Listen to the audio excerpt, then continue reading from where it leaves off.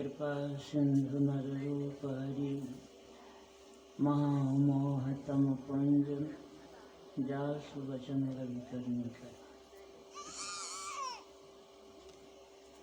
पूज्य बाबा के श्री चरणों में सादर नमन। वंदनीय साधु समाज और आदरणीय सत्संग प्रेमी सज्जन वृंद तथा आदरणीय माताओं एवं बहनों,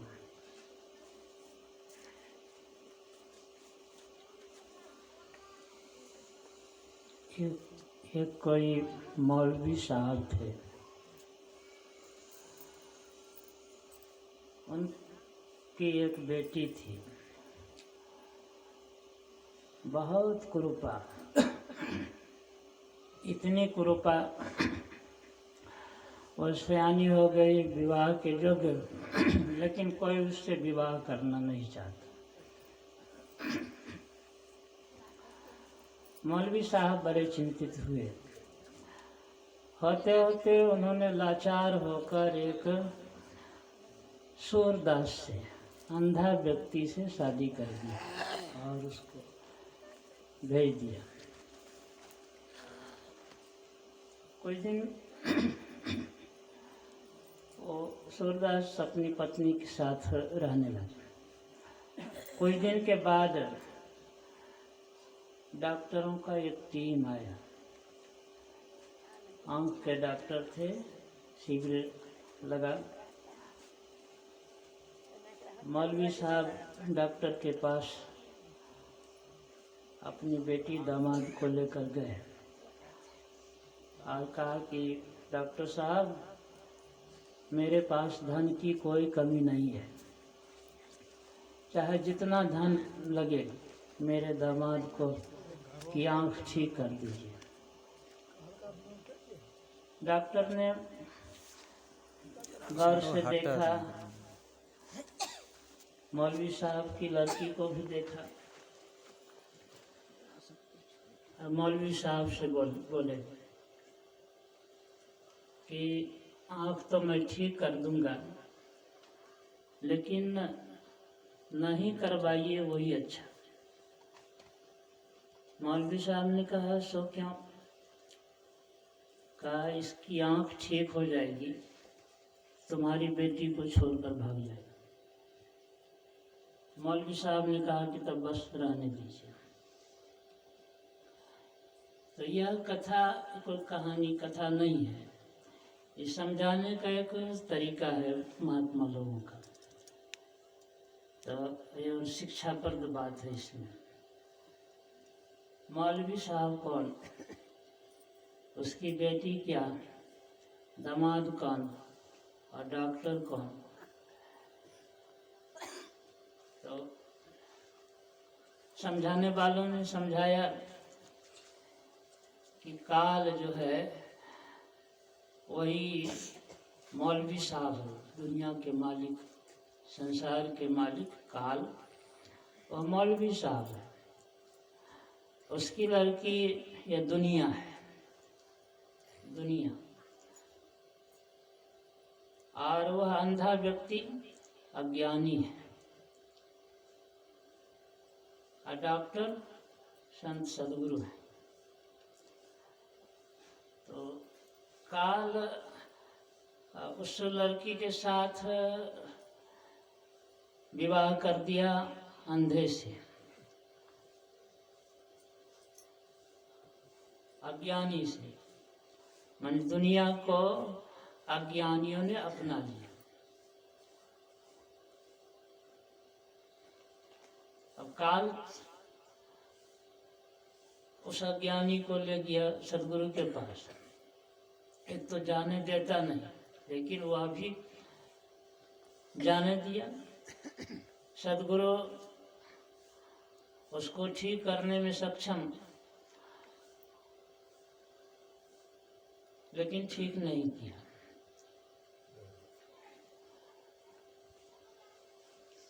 ठीक आँख ठीक होगी, दुनिया को छोड़कर भाग जाएगा।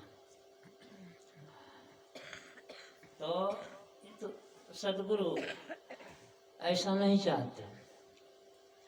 सदगुरु तो चाहते हैं कि सबकी आंख ठीक हो जाए, दुनिया से निकल भाग। मतलब क्या हुआ भाव इसका कि अज्ञानी लोगों ने दुनिया को अपना लिया। सदगुरु मिल जाए, उनके बताए अनुसार चले तो उसको ज्ञान रूपी आंख हो जाएगा। और जैसे ज्ञान होगा तो दुनिया इतनी कृपा दिखेगी, इतनी कृपा कि उसको छोड़कर तुरंत भाग खड़ा होगा। जब तक ज्ञान नहीं होता है तब तक दुनिया को वह पकड़े हुए है। जब ज्ञान हो जाएगा तो दुनिया को छोड़कर भाग जाएगा।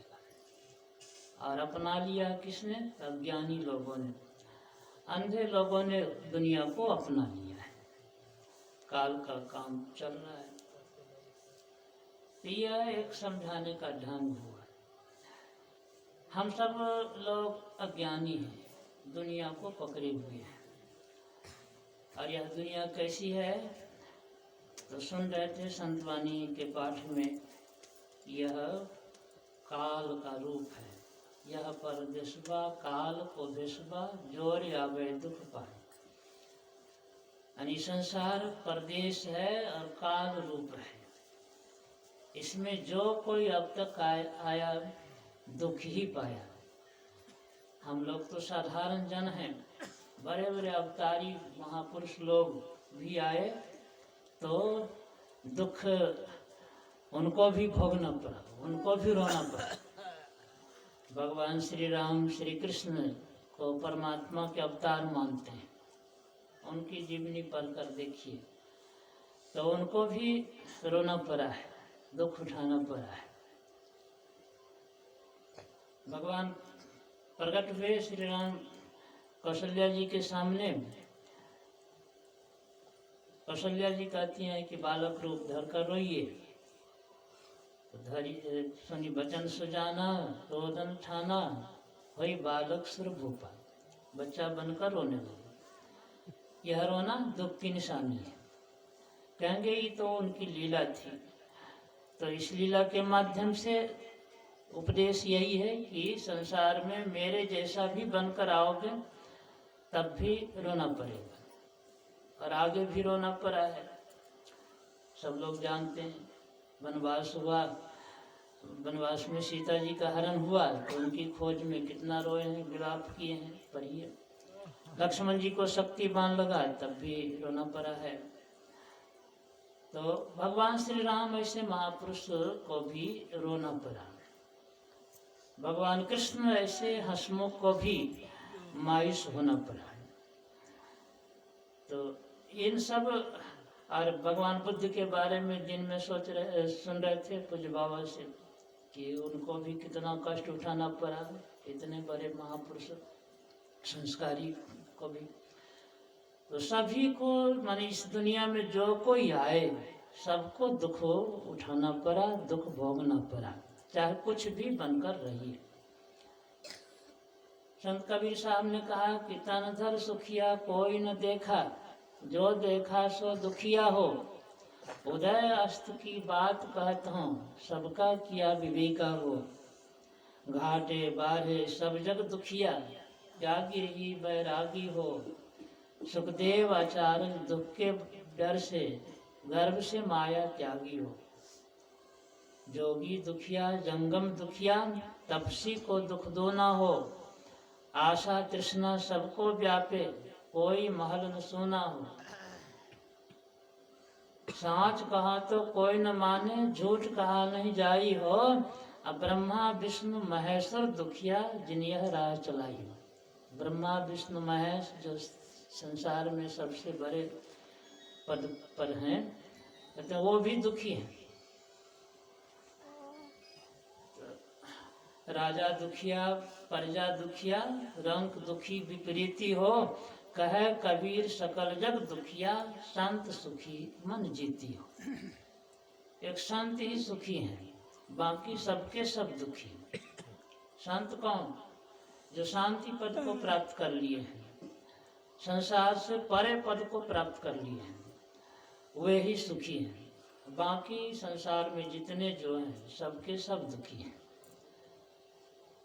तो उन संतों ने संसार को कहा कि यह परदेश है, काल का रूप है, काल कोठरी सुन रहे थे, सो है यह संसार, इसमें जब तक रहोगे तब तक दुख भोगना पड़ेगा बरबस। इसलिए ऐसा कुछ करो कि संसार से ही निकल भागो, तभी चैन है। इधर चलकर भागे तो बाहर चल कर के नहीं, सबके अंदर अंदर में परमात्मा ने रास्ता बना दिया है। उस रास्ते पर चलकर अंदर संसार से भाग सकते हैं। निज काया घर में आयन महल है, आपन घर पथ पाही, चलो चलो यही पथ, हाकत दृष्टिरथ, धनी सतगुरु बतलाए। सतगुरु बतलाते हैं कि तुम्हारे शरीर के अंदर ही वह रास्ता है जिस रास्ते पर चलकर तुम संसार से पार जा सकते हो या काल कोठरी से बाहर जा सकते हो।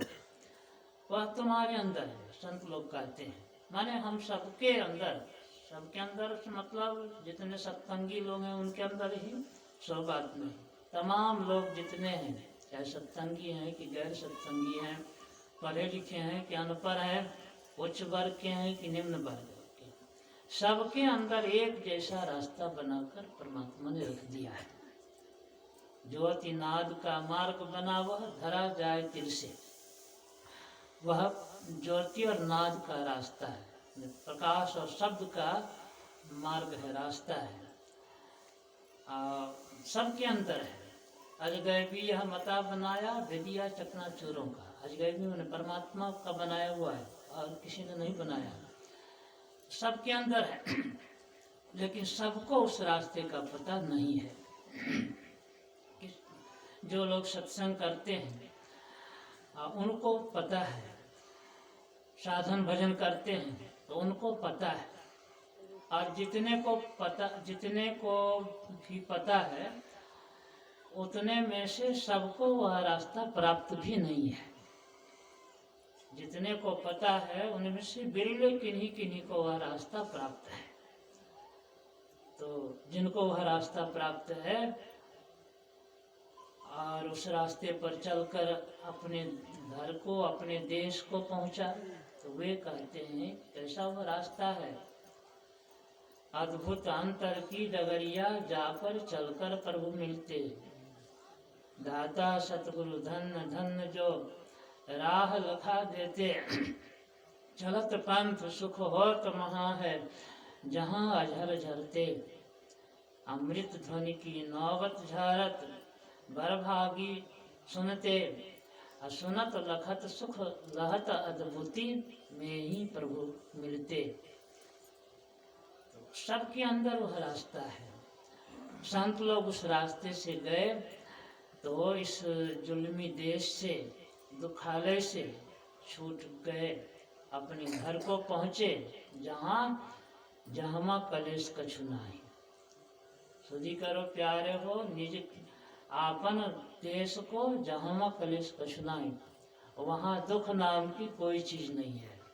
सपनों नहीं दुख दैत दर्शन, बात कोटि को कहे, गोस्वामी जी ने कहा। और गुरु महाराज गोस्वामी तुलसीदास जी महाराज ने कहा, सपनों नहीं दुख द्वैत दर्शन। फिर उसी रामायण में एक जगह और लिखा हुआ है कि दैहिक दैविक भौतिक तापा, राम राज काहू नहीं व्यापा। राम का असल में राज वही है, संसार से पार में वही राम का राज्य है। संसार में राम का राज्य अब तक न हुआ, न हो सकता है। संसार तो माया का राज्य है, काल का राज्य है। यहाँ तो काल के अधीन, माया के अधीन रहना होता है, और माया के अधीन रहकर त्रेताप, दैहिक दैविक भौतिक मानसिक आदि दुख भोगना पड़ता है। तो संत लोग कहते हैं कि अपने देश को चलो, अपने देश को चलो। इस संसार में परदेश रूप, संसार रूप परदेश में मत रहो। कबीर साहब को अंदेशा होता है, चिंता होती है। संसार में जितने लोग हैं सब सुख शांति पाने का उपाय करते हैं, भले उसकी खोज सही दिशा में नहीं हो, लेकिन उद्देश्य है सुख शांति पाने का ही। तो सब लोग अपने अपने अर्जित ज्ञान के आधार पर खोज करते हैं, लेकिन सफलता नहीं मिलती। यही जानकर कबीर साहब को अंदेशा होता है, चिंता होती है। मोरे जियरा बरा देशबा मुसाफिर जय हो कौनी ओर, मोह का शहर कहर नर नारी दुई फाटक घन घोर, कुमति नायक फाटक रोके परिहो कठिन झिंझोर, मुसाफिर जय हो कौनी ओर। इस संसार मोह का शहर है, तमाम लोग मोह की रात में सो रहे हैं। मोह निशा सब सोवनिहारा, देख ही सपना अनेक प्रकारा, यही जग जामिनी जागही जोगी, परमार्थी प्रपंच वियोगी। कहते हैं अज्ञानता की रात में सभी सो रहे हैं, हम लोग भी सो रहे हैं। अभी आप कहेंगे कि हम लोग तो जग करके सत्संग कर रहे हैं, जगे हुए हैं, तो लेकिन संतों की दृष्टि में सो रहे हैं। और जो सत्संग कर रहे हैं ये सपना देख रहे हैं, सपना में सत्संग कर रहे हैं। लेकिन ऐसा सपना भी अच्छा है जिस सपना में संत महात्माओं के दर्शन हो, संत महात्माओं के उपदेश सुनने को मिले, सत्संग में बैठे, वह सपना बहुत अच्छा। सपना में ये कर रहे हैं, संतों की दृष्टि में हम लोग सपना में सत्संग कर रहे हैं। तो ये सपना यानी कौन देखता है? जो सोया रहता है वह सपना देखता है, जगा हुआ आदमी तो सपना नहीं देखता। तो इस संसार में जितने जीव हैं, जितने मनुष्य हैं, सबके सब सोए हैं, मोह की रात में सोए हैं। मोह का शहर कहर नर नारी, कहर माने दुख, स्त्री पुरुष सब दुख रूप है। स्त्री के लिए पुरुष दुख रूप, पुरुष के लिए स्त्री दुख रूप। मोह का शहर कहर नर नारी, दुई फाटक घन घोर। ये स्त्री पुरुष दो फाटक हैं, इस मोह के शहर का फाटक है। यानी जितने जीव आते हैं तो यही दो शरीर लेकर, स्त्री का शरीर या पुरुष का शरीर। इतर प्राणी में नर और मादा बोलते हैं, नर के शरीर में या मादा के शरीर, इसी दो फाटक से आते हैं और निकालने का भेद नहीं जानते और इस काल कोठरी में बंद हो जाते हैं, कैद हो जाते हैं। कुमति नायक फाटक रोके परियों पिठ कठिन झंझोर। निकलने का प्रयास करते हैं तो कुबुद्धि आकर घेर लेती है, निकलने नहीं देती। संशय नदी अगारी बहती, विषम धार जल जोर। क्या मनुआ तुम गागो सोवो, इतनी हवा मोर न तोर। संशय रूपी नदी यह भी आगे में खड़ी हो जाती है, बहने लगती है। संशय मतलब संत महात्माओं के ज्ञान पर भी संशय शुरू हो जाता है, संशय करने लगते हैं कि ठीक कह रहे हैं कि ये ठीक है। कितने लोग तो संशय करके जल्दी इस ज्ञान को अपनाते नहीं, और बहुत लोग, कितने लोग अपनाए हुए, इस ज्ञान को अपनाए हुए भी छोड़कर भाग रहे हैं। ऐसे ऐसे भी उदाहरण आपको मिलेंगे कि संत मत से निकलकर कोई और मत में चले गए, छोड़ रहे हैं। तो ऐसा क्यों? संशय के कारण। जगजीवन साहब कहते हैं साधो सुमिरन भजन करो, धीरज धरि संशय नहीं राखो, नाम भरोसे रहो। धीरज धरि संशय नहीं राखो, नाम भरोसे रहो। जब जीवन सतगुरु को भेंटो, भवजल पार करो। साधो सुमिरन भजन करो। कहते हैं साधो साधना करने वाले भाइयों, संतों के वचन पर अविश्वास मत करो, संशय मत करो। उन्होंने जो बतलाया है बिल्कुल ठीक बतलाया है, केवल पर सुन करके नहीं बतलाया है, उन्होंने साधन करके सफलता प्राप्त करके बतलाया है।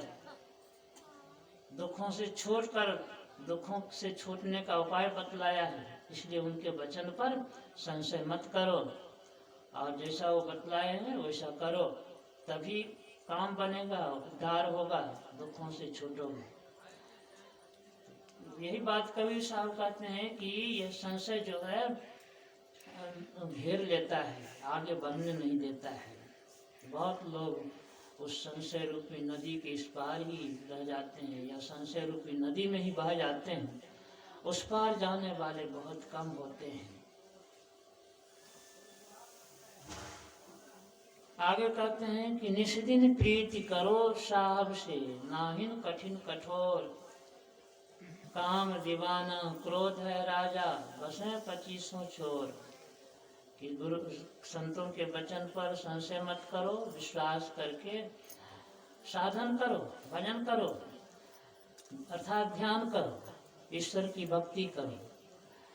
वह भक्ति कोई कठिन कठोर नहीं है, बहुत माथा पच्ची करने की चीज का काम नहीं है।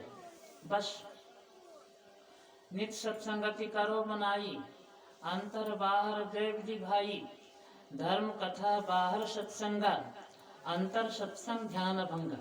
भक्ति में बस यही करना है, दो काम। कहने सुनने के लिए, समझने बूझने के लिए बहुत बातें, लेकिन करने के लिए बस दो काम। कि बाहर में सत्संग जो कर रहे हैं बाहरी भक्ति है, और अंतर में एकांत में बैठकर गुरु युक्ति के मुताबिक जो साधन भजन करते हैं वह आंतरिक भक्ति है, वह आंतरिक सत्संग है। बस यही दो काम करना है, और बाकी समय में अपने शरीर और परिवार के भरण पोषण के लिए संसार में काम भी करना है, सच्चाई में बरतते हुए काम करना है, और साधन ईश्वर भक्ति में बस यही दो काम करना है कि बाहर का सत्संग और अंतर का सत्संग, सत्संग और ध्यान, बस यही दो काम। सत्संग नित्य और ध्यान नित्य रहिए कर संलग्न। तो कबीर साहब भी यही सलाह देते हैं कि यह ईश्वर की भक्ति है, यह कोई कठोर कठिन काम नहीं है, कठिन काम नहीं है। जैसा कि और सब काम और सब भक्ति में देखते हैं कितना कठोर काम, कितना कठोर। बाबा को जल चढ़ाने जाते हैं सुल्तानगंज से देवघर, कितने लोग पैदल सामान्य ढंग से, कितने लोग दौड़ते हुए, कितने लोग दंड भरते हुए जाते हैं। 110 किलोमीटर पैदल जाते हैं, इतना कठोर काम है। वहाँ भी सुनते हैं कि लंबी कतार में खड़ा होना पड़ता है, पुलिस की लाठी भी खानी पड़ती है। तो बताइए कितना कठोर काम है, और वो करने के लोग तैयार रहते हैं। सत्संग ध्यान करने में क्या कठोरता है? अभी हम लोग बैठकर सत्संग कर रहे हैं, इसमें कोई परेशानी है? आराम से बैठ करके सुन रहे हैं। तीर्थ करने जाते हैं लोग, कितना कठोर काम है, गंगा सागर या और तीर्थ में कितना समय लगता है, कितना खर्च, कितना धक्का मुक्का, तब तीर्थ करके आते हैं। भगवान शिव कहते हैं कि तीर्थ करने से जो पुण्य बनता है सो, और सत्संग करने से जो पुण्य बनता है, इस पुण्य के 16वें अंश के बराबर भी बाहर तीर्थ करने का पुण्य नहीं है। योग सिखोपनिषद में भगवान शिव ने कहा है कि गंगायाम सागरे स्नत्वा नत्वा च मणिकर्णिकाम मध्य नारी विचारस्य कलाम नारहंति खोरसु। कोई गंगा सागर में जाकर स्नान करे, पूजा पाठ करे, और मणिकर्णिका बनारस में है, वहाँ जाकर स्नान करे, पूजा पाठ करे, उसमें जो पुण्य बनता है वह पुण्य सत्संग में बैठकर केवल संतों के ज्ञान को, साधन भजन की बात को सुनने से जो पुण्य बनता है, इस पुण्य के 16वें अंश के भी बराबर नहीं है। अब गंगा सागर में जाने में कितना समय लगेगा, कितना खर्च, कितनी परेशानी आप कल्पना कर सकते हैं। और यहाँ जो बैठकर सुन समझ रहे हैं, इसमें न कोई खर्च, न कोई परेशानी, न कोई बेसी समय नहीं, बस 2 घंटा 3 घंटा का समय सत्संग होता है। और इसमें जो पुण्य बन रहा है भगवान शिव के मुताबिक बाहर के तमाम तीर्थों के पुण्य से बहुत गुना ज़्यादा इसका प्रभाव फल। और सुनिए कि और तरह के जो पुण्य होते हैं वह उस पुण्य का क्षय भी होता है। बहुत बहुत बड़े बड़े जग कर लिए, बहुत पुण्य बना, स्वर्ग गए, वहाँ भोग करके पुण्य क्षय हो जाएगा, फिर मर्तलोक में आना पड़ेगा। छीने पुण्य मर्तलोक ये विशांति। और मर्तलोक में मनुष्य बनकर ही आएंगे सो भी बात नहीं। पुण्य छीन सोए देव स्वर्ग से नरक में आवे, भर में चारु खान पुण्य कही ताही जावे, तुलसीदास कहते हैं। तो वहाँ से गिर करके नरक भी जा सकते हैं, तमाम 84 लाख योनियों में भटक सकते हैं। तो उस पुण्य का क्षय हो गया, वहाँ भोग हो गया। चाहे तप किए, जप किए, दान किए, तीर्थ स्नान किए, जग किए, उससे पुण्य बना, स्वर्ग गए और वहाँ से फिर मर्तलोक में आना पड़ा, वो क्षय हो गया। लेकिन सत्संग करने से जो पुण्य बनता है, इस पुण्य का नाश, इस पुण्य का क्षय स्वर्ग के विशाल सुखों को भोगने के बाद भी नहीं होता है। ऐसा भगवान श्री कृष्ण कहते हैं, प्राप्त पुण्य कीर्तन लोकाम सित्वा शाश्वती समान सुचिनाम श्रीमताम गेहे योग भ्रष्टो भी जाते। कि सत्संग करने वाले, भजन करने वाले जब शरीर छोड़ते हैं तो स्वर्ग के विशाल भी सत्संग में प्रणाम करने नहीं आना चाहिए, अलग से ही प्रणाम करके बैठ जाना चाहिए। यही अनुशासन है। तो भगवान कृष्ण कहते हैं कि वह सत्संग के पुण्य के प्रताप से वह स्वर्ग जाएगा और वहाँ के विशाल सुखों को भोगने के बाद जब मर्तलोक में आएगा तब किसी पवित्र श्रीमान के घर में जन्म लेगा अथवा जोगी कुल में जन्म लेगा और पूर्व जन्म के संस्कार से, भक्ति के संस्कार से प्रेरित होकर अवश्य यानी अपनी इच्छा न रहते हुए भी वह पूर्ण सिद्धि की ओर, मोक्ष की ओर खींचा चला जाता है। कहते कहते यहाँ तक कह गए भगवान कि जिज्ञासुरपि जोगस्य शब्द ब्रह्माति वर्तते। योग का जिज्ञासु भी शब्द ब्रह्म के परे चला जाता है। ऐसी महिमा है सत्संग की। तो इसमें न कोई विशेष खर्च, न कोई परेशानी, न विशेष समय लगाने की बात है। और कितना बड़ा पुण्य, कितना बड़ा काम होता है। यही सलाह देते हैं कबीर साहब, निष्दिन प्रीति करो साहब से, नाहिन कठिन कठोर। अगर ऐसा नहीं करेंगे तब उधर खड़ा है चोट देने वाला, काम दीवाना, क्रोध है राजा, बसे 2500 चोर, वो सब के सब बुरी तरह से मारेंगे, माने बहुत चोट देंगे, बहुत दुख देंगे, नरक में गिराकर बहुत दुख भुगताएंगे अगर भजन नहीं करेंगे। तो कबीर साहब सलाह देते हैं हम संसार के लोगों को कि निष्दिन प्रीत करो साहब से, नाहिन कठिन कठोर। भजन करने का मतलब भजन का भेद भेद होता है। भजन भेद जिसको बोलते हैं, यानी भजन करना देखा देखी नहीं होता है, या कोई आंख बंद करके बैठ गया है तो वही भजन नहीं है, बल्कि आंख बंद करके भीतर में कुछ करना होता है, उसको भजन कहते हैं। और उसका भेद सद्गुरु बतलाते हैं, वे बतलाते हैं। भजन गाना ही भजन नहीं है, भजन गाना भी भजन है और करना भी भजन है। तो करने के लिए सद्गुरु से सीख लीजिए और उसको कीजिए। तो अब सद्गुरु कहाँ मिलेंगे, कहाँ रहते हैं, सब भी पता बतलाते हैं कबीर साहब। सत्य पुरुष एक बसें पश्चिम दिशि, तासों करो निहोर, आवे दर्द राह तो ही लावे, तब पहिरो निज ओर। सतपुरुष यानी सदगुरु पश्चिम दिशा में रहते हैं। पश्चिम दिशा का मतलब प्रकाश मंडल, पूर्व का मतलब होता है अंधकार, पश्चिम का मतलब प्रकाश। आंख बंद करते हैं तो सबसे पहले सबसे पहले अंधकार देखते हैं। तो सबसे पहले अंधकार, उसके बाद प्रकाश। पूर्व का मतलब पूर्व का उल्टा पश्चिम, अंधकार का उल्टा प्रकाश। पूर्व में अंधकार है तो पश्चिम में प्रकाश है। संत सदगुरु प्रकाश मंडल में यानी ज्ञान के लोक में रहते हैं। उनसे निहोरा करो, विनती करो, प्रार्थना करो कि भजन करने का भेद बतला दीजिए और उसको अपनी कृपा बरस कराइए, तो उनको दया आएगी तो वो रास्ता पकड़ा देंगे, रास्ता पकड़ा देंगे। भजन भेद हम लोग लिए हुए हैं, फिर भी रास्ता पकड़ में नहीं आया है। गुरु प्रार्थना में हम लोग रोज गाते हैं कि कृपा करके आपने भजन बतला दिया, महाभागी जीव के दिए भाग जगाई। कैसे है? महाभागी जीव के दिए भाग जगाई।